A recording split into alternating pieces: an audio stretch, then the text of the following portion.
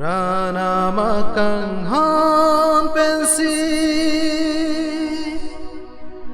nang lepini peyarni panora archu nang ti peya sing parong nang ji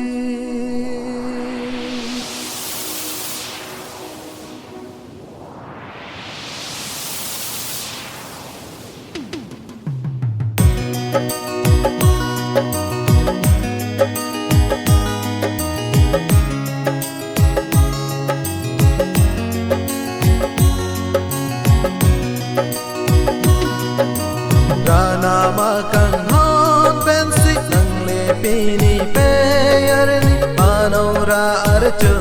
nang ji peya sing parong nang ji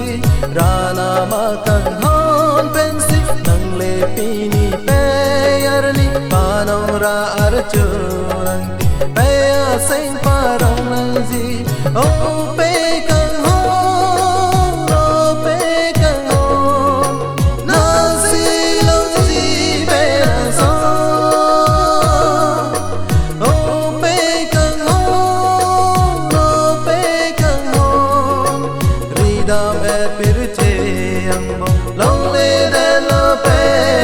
nang song ridam et pirche ang bong long le de lo pe nang song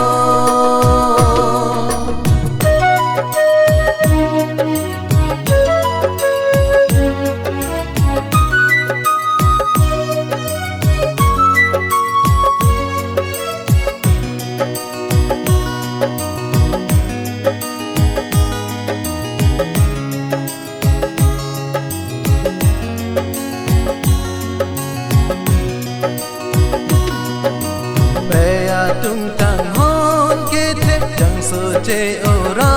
pe me ning ding ning jon pen kai ke pe jo de su boyan ke pe tung tang hon ke the chẳng soche ora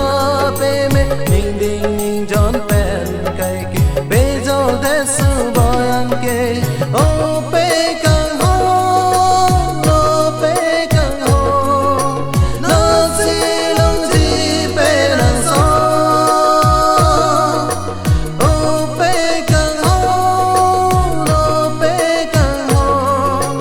ridam et pirte ang bong long le de lo pe nang song ridam et pirte ang bong long le de lo pe nang song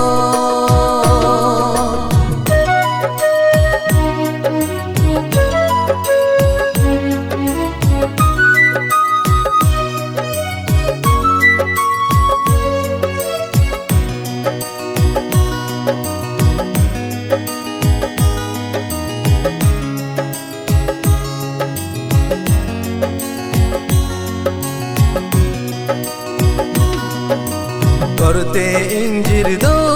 anke getur miya klimang har arjonang peya parman ranam le pahir mera korte injir do anke getur miya klimang har arjonang peya parman ranam le pahir mera oh pekang